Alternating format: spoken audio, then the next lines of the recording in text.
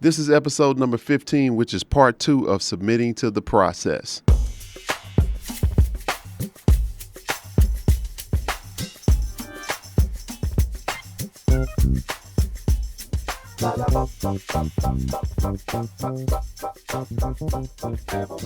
Okay, welcome back to the Texas Tenor Podcast. I'm Quamon Fowler, your host, and this is part 2 of submitting to the process. And if you are a musician and you want to hook up with me and get some lessons, you can go to QuamonFowler.com/lessons for the one-on-one lessons. And if you want to check out the academy that I have, you can go to Texas Tenor Music Academy, and there you'll be able to access my music videos as well as music lessons. Okay, so without further ado, let me get you into the rest of the podcast, submitting to the process. I enjoy the journey. I enjoy just going through the process and going through the steps, because for me to get to this point with my product, I had to start first and do a project, do a CD. I've gone through those experiences of learning about the best way to put a CD out, especially, because a lot of times when musicians, when they're not thinking about the business aspect, or they don't understand how to market, they would just go in the studio, record something, and just put it out on Facebook or put it out on social media and say, hey, the CD is available, go buy it. That's not a good approach. What you have to do, and what I learned even with when I started doing stuff online, I would put stuff out there, me working on the track, me rehearsing with the band. I would show all of this stuff that would go on before or along the way as, to recording in the studio. I would even do, before we had Facebook Live, I would do webinars and stuff like that, and show the process on how I created a song or made a track and stuff like that. And all of that is engaging, and all of that is good marketing, because once I arrive at the point where I have the CD available, I've been keeping the people up to date of what's going on. So now they're anticipating and looking forward to that particular CD coming out. And you have to use social media in these days, because people are always wanting to see what's going on. They constantly want to get some updates and get some stuff. Every day we wake up in the morning, we want to see what's going on in the world. The news, all they do is just find stories, what's going on around the world, and they want to put it out there for you. A lot of times they have to think about these shocking titles so that you can get that you can click on it and watch it. And that's big business, because once you go to that website, you'll see an ad that'll pop up, and you best believe that ad that you're watching, some business paid for it to be on there. So just watching what's going on in the culture, I'm seeing what's going on and how I need to incorporate a lot of these principles into my business. I might not be at that level or place where I would run ads like that in front of videos just yet, but I'm getting there. But the thing about it, I have to first acknowledge where I am in my process so that I can keep moving forward. And that's the thing that's important. You have to be able to measure where you are, and in your development. You have to measure where you are. So in terms of business, let's say my online business, I would use Jazz Webshed. I started in 2009, and I've been doing that. What is this? That's what, 2000? No, I'm sorry. Yeah, no, yeah. Well, I'm thinking. Yeah, that's right. Because so 2009 till now, and I've been doing videos, putting videos up, and even doing podcasts since then. And I've learned a lot. If you go back and find the older stuff, it's kind of bad. It's kind of bad, but I got better. I got better and better, and even my presentation of my appearance of my stuff on the web, it's gotten better and better, and that's the thing going through the process. You can't be scared of the process either. You just got to truck along because you use the best.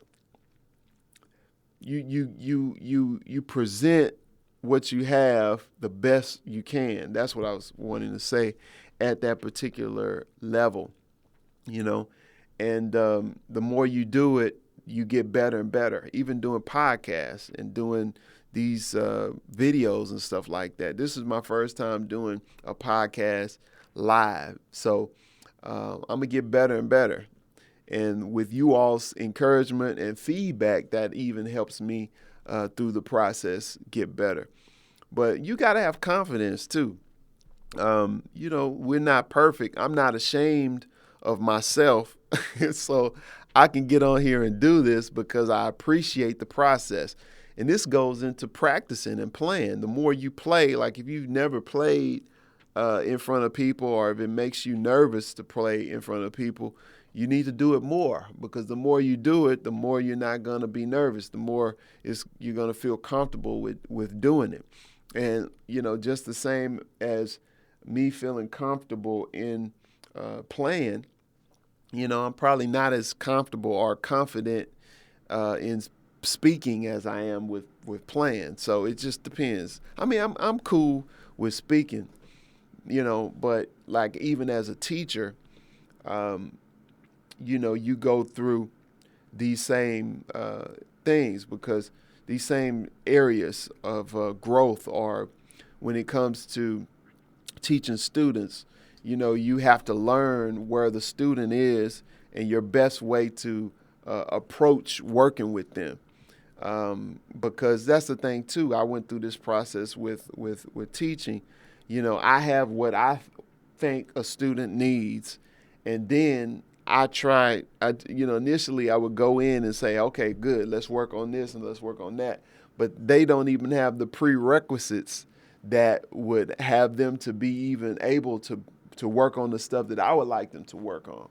So all of that is what you have to deal with when you have students. As a teacher, you might have a wealth of knowledge, but at the same time, you can only give them what they actually need, that next step that they need. You got to really put yourself in their shoes. And that's the thing that can be a challenge, especially when it's been so long from you being a beginner. But going back to what I said, measuring where you're at, I even have to measure things from the standpoint of, at a beginner level, this is what a beginner needs. And then after that, intermediate level, this is what you need. As a teacher, I have to be the one to put these building blocks in place for the student, for them to go through, because I had to go through it myself. And this is all a part of what's needed through the process. I enjoy teaching. I love it because I enjoy learning. I love the process. And even with me doing this video or the podcast that you're listening to, I love sharing information. I love helping other people. People see, or the light bulb to go out, to go on, to come on. That's it, not go out. I enjoy people, being inspired and learning, because I enjoy learning. I like to listen to podcasts. I like to listen to audio books. I like to read.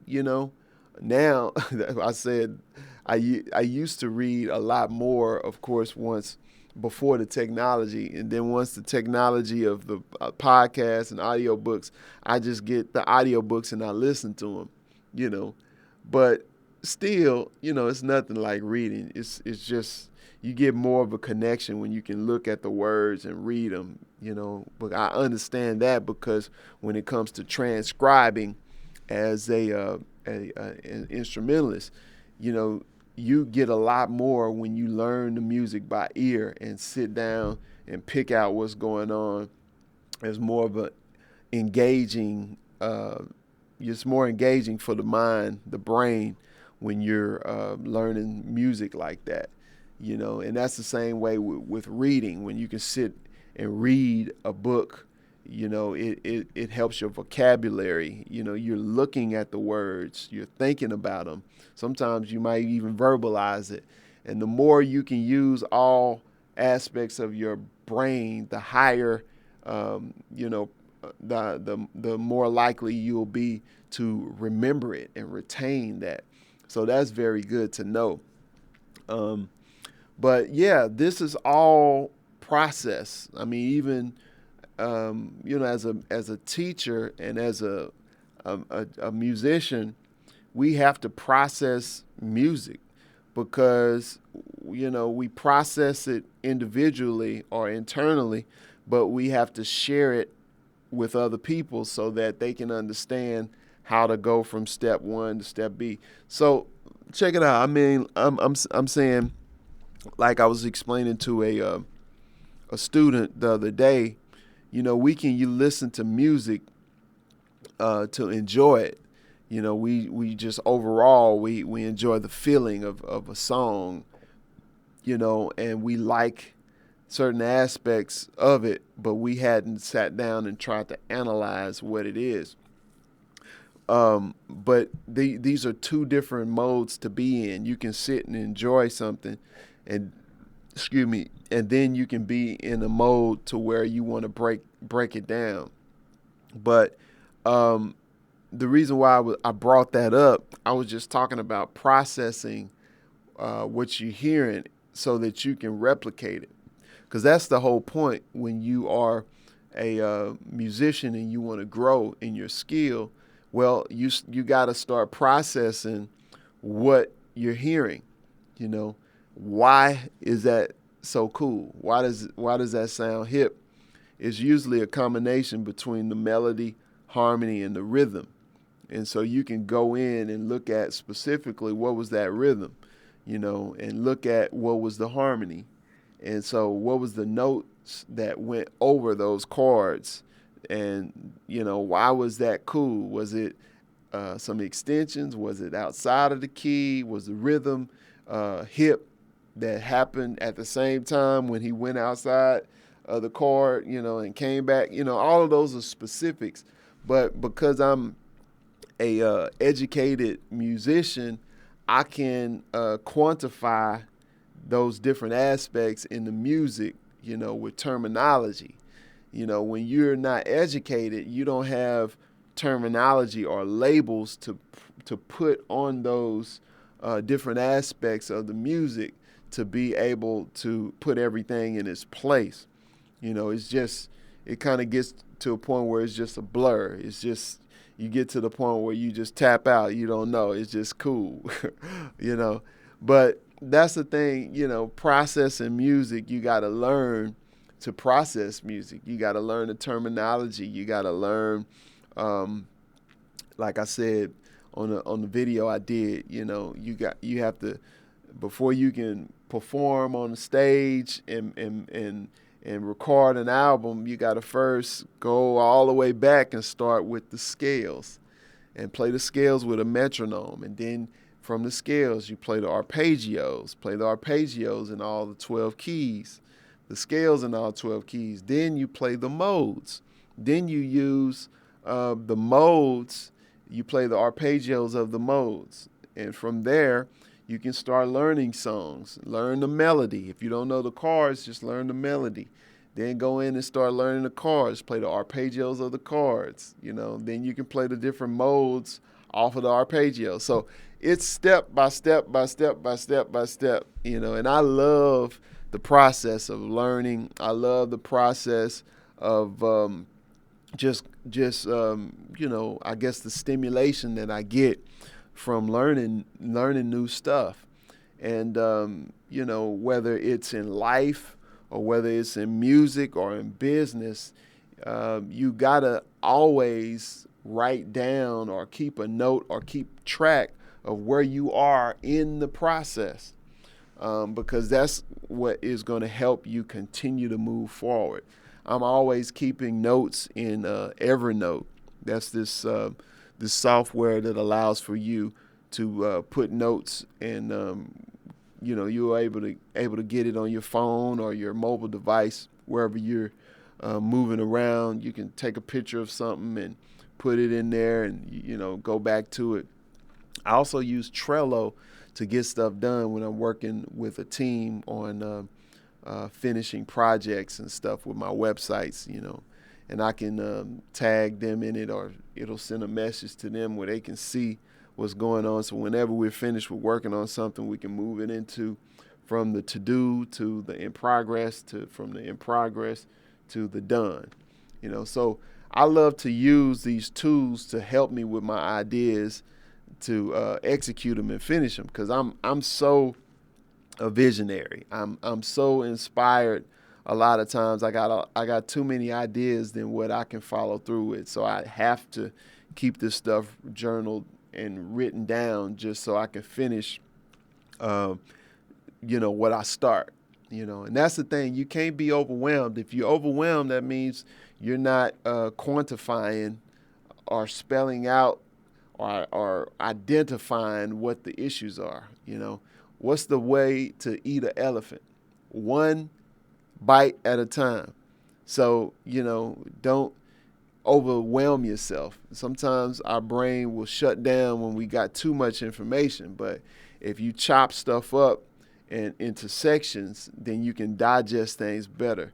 You can see a path, because sometimes you can see a whole bunch of stuff and there's no path carved out for how you're going to maneuver through it.